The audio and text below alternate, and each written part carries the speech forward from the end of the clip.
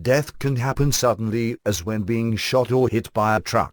But it is more often a process involving steady and observable decline. It is also true that symptoms can be confused with causes. Such is the case with listing Western civilization and the Muslim migrant crisis, opines the Wall Street Journal's Bret. In a rather insightful piece entitled In Defense of Christendom, he writes, "The death of Europe is in sight.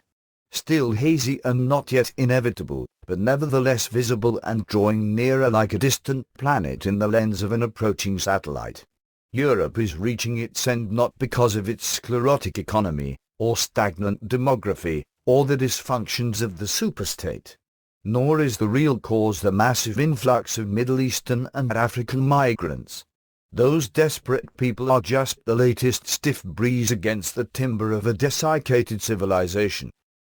Of course, critics point out that most of the migrants aren't desperate at all. Estimates inform that 75% are males, mostly young and strong. Contrary to the narrative, only 25% are Syrian. Moreover, as Muslim refugee and Jordanian opposition leader Dr. Madar Zaram pointed out, 75% of those arriving from Syria come from safe areas. Actually, the ones in disaster areas cannot leave. They are economic migrants, he tells us, seizing the opportunity of the current crisis to emigrate to a rich nation with a generous welfare system, such as Germany or Sweden. A good example is the tragic early September story of 3-year-old Aylan Kurdi, who washed up on a Turkish beach. The unfortunate child's death was used to beat the drum for open European borders, but here rests the truth. He, along with his parents and brother, had been living safely in Turkey for 3 years. And why did his father take the family on a journey, destination Greece, on a 15-foot dinghy? He wanted free dental care. He is also accused of being a people smuggler. Yet these facts only strengthen Stephen's case. It is not that Westerners are just being fooled, but that it wouldn't be possible were they not playing the fool. As Stephens also writes, Europe is dying because it has become morally incompetent. It isn't that Europe stands for nothing. It is that it stands for shallow things, shallowly. Europeans believe in human rights, tolerance, openness, peace, progress, the environment, pleasure. These beliefs are all very nice, but they are also secondary. Stephens then explains that what Europeans no longer believe in are the things from which their beliefs spring, such as Christianity. It is then that you can descend into the situation G.K. Chesterton described when writing, I am paraphrasing, nowadays, we have Christian values floating around detached from one another. Consequently, we see scientists who care only about truth but have no pity, and humanitarians who care only about pity but have no truth. And to the very face of Western European leaders, German Chancellor Angela Merkel. She has said, who are we to defend Christians around the world if we say we won't accept a Muslim or a mosque in our country? In response, American thinker Israel Jean Isaac wrote Friday, what is at issue is not a Muslim or a mosque but the transformation of Germany into an Islamic country. And as Stephens said, speaking of fundamental distinctions, what is Europe? It is Greece not Persia, Rome not Carthage, Christendom not the Caliphate. These facts seem to elude secular Europeans. Merkel surely understands that at issue isn't a Muslim or a mosque but a migration of great magnitude. Nor can her errant statement be explained away as mere rhetoric. Rather, it is not a failure to recognize the quantitative, but the qualitative. Strengthening this point is that this isn't just a phenomenon of elites endeavoring to import sympathetic prospective voters or to break down sovereignty or national identity. It reflects how this identity has already broken down. Just consider a poll showing that 63% of Germans still approve of Merkel's job performance. Even more shockingly, 37% favor continuing current levels of Muslim migration and 22% believe it should be increased. Thus, what Stephens, Zaran, Isaac and other critics issue dire warnings about a healthy majority of Germans, 59%, enthusiastically support. Explanation. To a great extent, this again reflects the loss of Christian identity.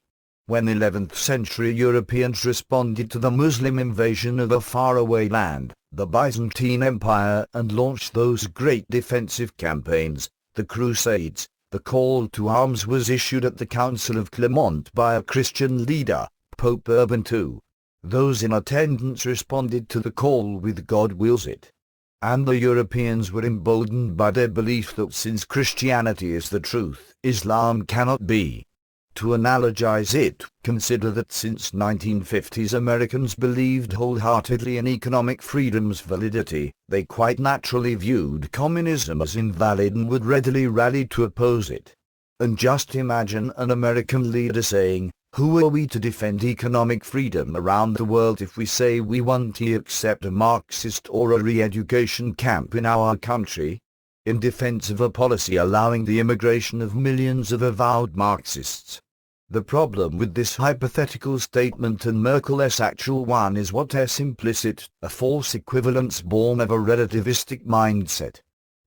In contrast, most Muslims note that unlike in the West, religiosity is growing among Muslims, still possess the theological self-confidence of their expansionistic medieval forebears. They view Islam as the truth and, consequently, other faiths as lies opposing it. And lies need to be stamped out. This brings us to the aforementioned Dr. Zoran's recent observation that we do have a genuine problem with Muslims in Europe. In most cases they don't seem to fully integrate, assimilate, in the country. Not to mention the cases where there are people who want to turn Europe into a Muslim state in 30 or 40 or 50 years. Note here a recent poll showing that, even in the United States, a majority of Muslims prefer Sharia law to American civil law. And what of that supposed remedy, assimilation? To an extent, assimilation is a myth. That is to say, when large numbers of a group enter even a proud nation, they may ultimately change, but they also are agents of change.